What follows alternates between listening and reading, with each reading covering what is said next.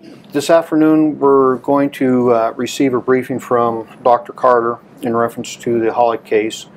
There has been some new evidence that Dr. Carter has been able to locate in reference to this incident.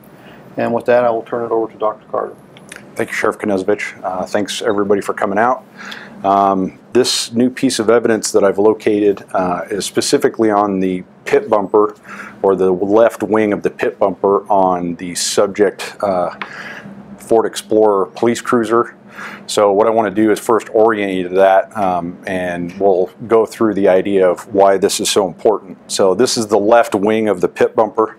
What you're looking at, if I could get my laser pointer to show it, but what you're looking at right here, since everybody's looking over here, is this is the left wing of the pit bumper. And what we're going to do is we're going to focus in this area on the pit bumper. So this is in the same area where DNA swabs were taken. We have 4 separate DNA swabbing locations that were done on the pit bumper, including the left front fender, or the fascia that covers the front bumper underneath the left front headlight. The 2 that we'll be focusing on, and one in particular, are the areas of swab D and swab E, or marker D and marker E. This is a close-up of that area.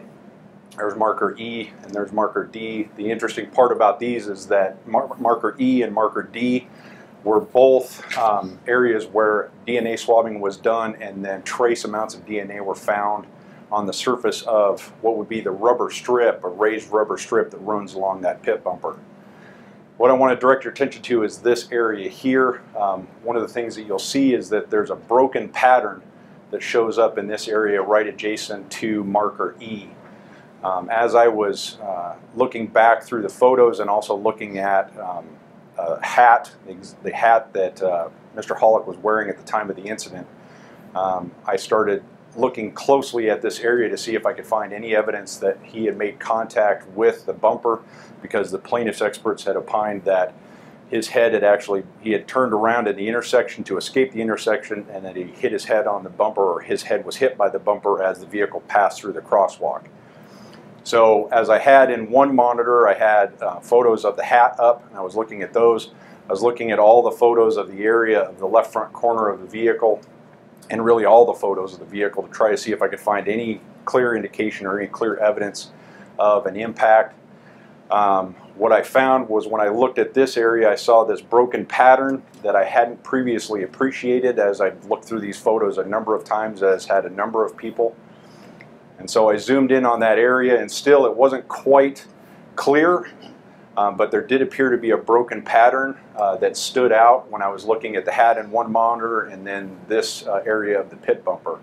So what I did was I went through the process of finding the closest photo I could of that was taken by Detective Mike Carr. This photo shows the general area. And what you can see is there's a number of contact marks around this area, and abrasions and scuffing consistent with this being a duty vehicle.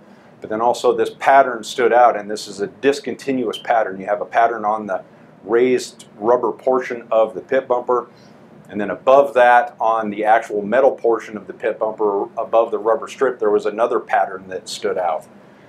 So in order to accentuate that pattern, what I did was I took and converted the photograph to a black and white, and then I also converted the photograph by negative, by applying a negative effect.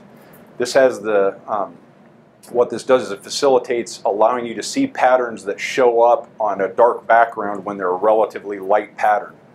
It's a relatively common thing that I've done in the past. So what I found was, again, this pattern was highlighted and accentuated, so I looked at it in more detail. And what I did was I found an exemplar Adidas hat, and I went just to Champ Sports, found a hat that appeared to match Mr. Holyk's Adidas hat. I checked the hat band in the photos that I had of the hat that Mr. Holyk was wearing, and confirmed that the features that are on the hat band made sense, and that they were consistent.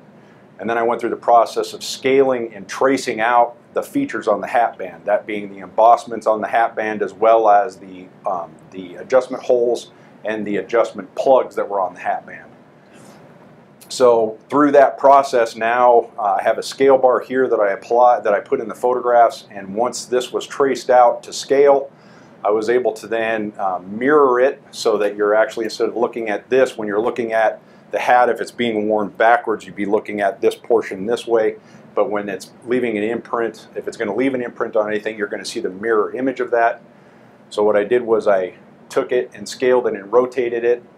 And in fact, if you go through the two, what you see is that you've got those two discontinuous patterns. You have one pattern from the rounded portion of the adjustable portion of the hat band that leaves, not only does it leave the rounded portion, but it also leaves indentations or divots from these adjustment plugs that are in the adjustment holes.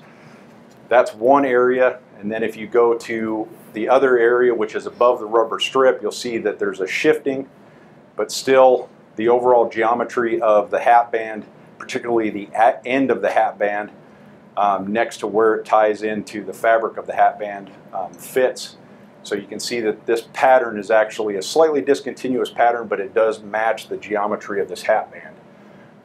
What that tells me is that even though I had previously not appreciated this, that the fact that we have DNA in this same general area, and the fact that we now have this hat band showing up very clearly on this imagery does indicate very clearly that the bumper did in fact strike Mr. Holyk's head. This was something that I don't think anybody had previously appreciated. As I had looked through these photos a bunch of times, until I was looking at them in context, I didn't quite understand or appreciate this. I don't believe anybody has seen this to this point. That is the basics of it. So with that in mind, it appears that in fact that the plaintiff's animation, which shows Mr. Holyk going down in the intersection and then turning to escape the intersection to go back to the north, that in fact he did receive a strike from the pit bumper, and that he was wearing his hat backwards at the time, and that as a result it left this impression, but it also left trace DNA on the pit bumper. And that's basically it. Larry, we'll take questions in a minute. Larry? So as you know, my office is responsible for determining whether or not, under the facts and circumstances of the given case, following the results of an investigation, whether or not there's a basis for criminal charges to be filed.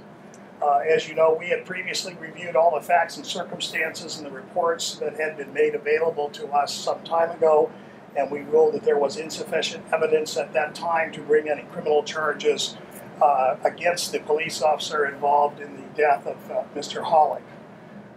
As we would in any investigation, I was just informed this week that there was new evidence that had come to light in the form of Dr. Carter's report, as well as some other reports.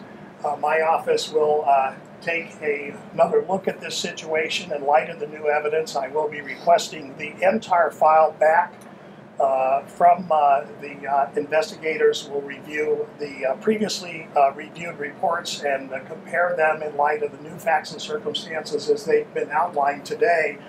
And my office will review that, and we will, at the soonest opportunity, when we've got all those things evaluated, we will determine whether or not that we're to change our opinion in any way. At this point, it would be, of course, way too early to speculate on whether there would be any change in that decision. Thank you.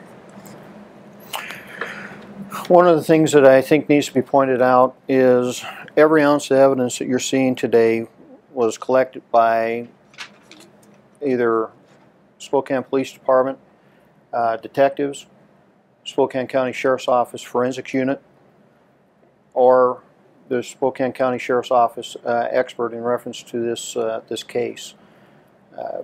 It shows just the amount of due diligence and good police work that was done in capturing all this material.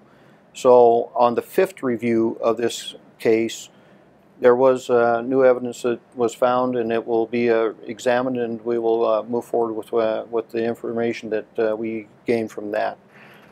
Questions? How will this impact the lawsuit, Sheriff? You know, the lawsuit really is irrelevant in reference to this this type of situation. It's more important to make sure that we do what's right.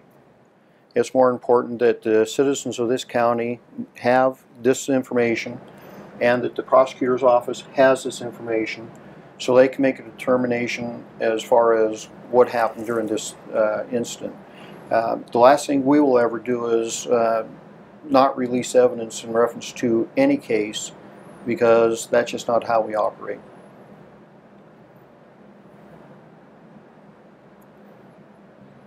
Dr. Carter, Yes. why do you think this wasn't found before? To be honest with you, I can't really tell you.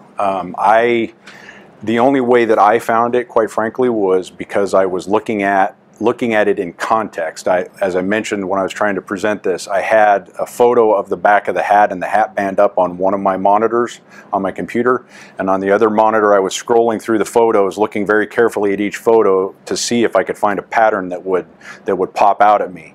One of the things that I think is important to remember about this is that this pattern, when it's a light pattern on a dark background, these are very difficult to pick out sometimes. They don't stand out. Now, of course, you've already been alerted to the fact that this is there, so it's going to stand out to you now. Once you see it, you can't really unsee it.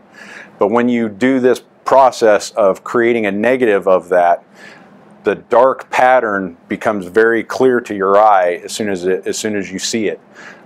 So I think part of it was just that the way it's a subtle pattern, it's disjointed, it's in two different pieces, and it's not a complete hat band, so it doesn't immediately pop out at you until you overlay it, as I did in these photographs, and then it becomes very clear. It matches geometrically, and it also the other thing to remember here is that there are abrasions and there are actual indentations and impressions of the embossments and the plugs and the openings in the hat band that leave abrasions and indentations in the bumper itself, particularly the rubber strip. There's also abrasions up on this corner here that are on the metal portion of the bumper, where you can actually see the fabric of the hat band is left a transfer and a abrasion right next to where this squared off area of the adjustment band is. How hard would a car have to hit a head in order to leave a mark like that on a bumper and leave that kind of indentation? As hard as it hit it in this particular crash is about all I can say. The impact in this particular case was about 55 to 60 miles an hour. Part of the reason why when we had looked at this, I had not previously seen this, and all of the evidence in my previous review had indicated that there was nothing to indicate that Mr. Holyk had been hit by the bumper of this vehicle. Part of that was because of the speed involved. It was 55 to 60 miles an hour as Deputy Bodman crossed through the crosswalk. And in my experience, you don't need nearly that much speed to create massive deformation and fracturing of the skull, lacerations, and then to begin depositing blood and other tissue. The fact that I looked at this bumper very carefully and didn't see any clear evidence of any tissue or blood on it, that plus all the other circumstantial evidence or particular evidence as it relates to his rest position, fracturing to his forehead, the blood that was only deposited under his head, all of those things indicated to me that at that point, before I found this, that he had not been struck by the Explorer. But when you look at this in context and you also know that there's DNA on this bumper, then that together with those things shifts the balance of the weight of the evidence over to an actual impact. So that's how I came to the conclusion. At this point, I would say that it's pretty clear that the bumper actually struck him in the head. The vehicle was traveling 55 to 60 miles an hour at that point. The skull injuries that are resulting from that are what they are.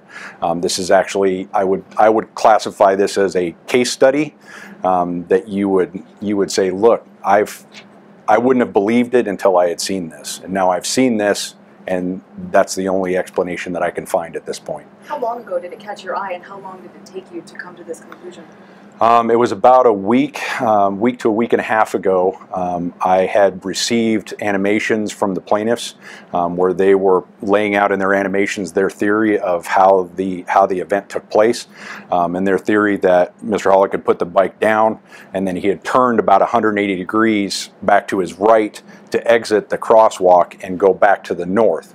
And then he was struck in the head and then spun back around and dropped right back on top of the bike, which to my mind at that point seemed highly speculative.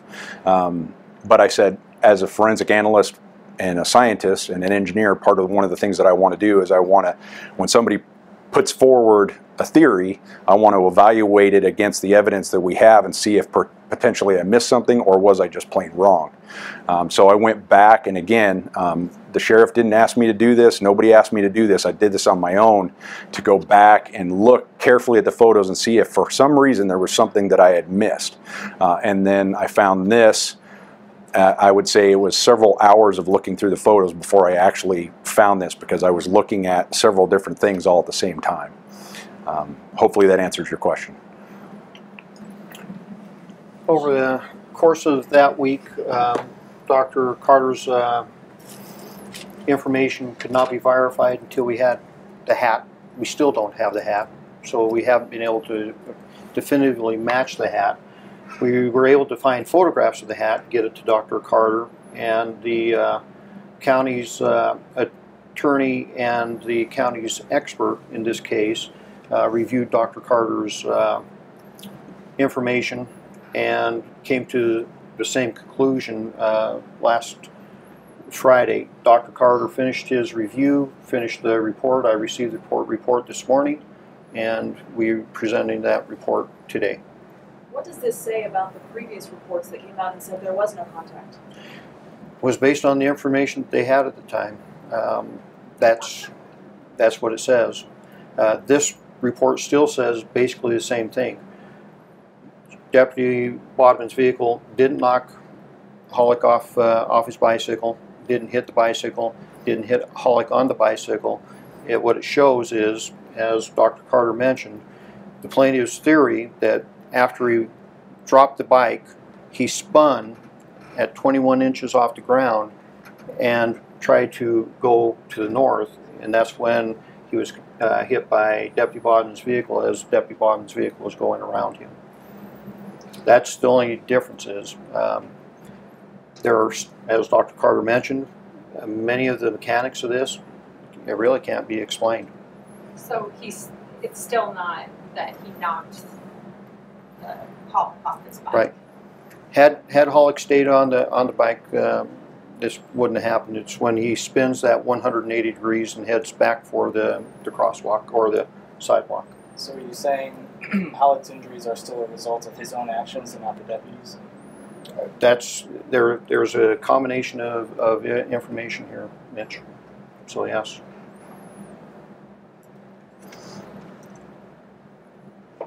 Any other questions? So to be clear, this does not necessarily say that the officer was at fault in any way. No. That's yet to be determined. You said you don't have the hat. Where is it? The family has a hat. The plaintiff's attorney has the hat.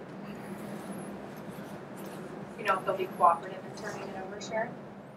That's for the attorneys to discuss. Larry, how long do you think before your office? And what's the status of Deputy Bodman now? Deputy Bodman's still on patrol. Once I get the reports, the review shouldn't take that long. We've already reviewed the volume of reports that we had some time ago. And what we'll be doing is reviewing the new reports, and there's at least 2 by Dr. Carter, and one also that I hope to get my hands on from the plaintiff's attorney as well, showing these animations that caused Dr. Carter to take that second look. I don't anticipate it to be a long time. We understand the public interest here, and we will release that report as soon as we've been able to carefully evaluate all the new information in light of the evidence we're already aware of. When was the family notified of this? Or have they? This is the first time we've presented this information. So they'll be hearing about this through this? What are the potential charges for criminal charges for Deputy Bodman? In this particular case, the most obvious potential would be vehicular homicide, and we'll have to take a look at it and see if it meets the legal standard. And what is that standard? The legal standard is probable cause, including any potential defenses as to whether or not the deputy operated his vehicle under the circumstances in a reckless manner or with disregard for the safety of others. One last question. Anybody? Nothing? All right.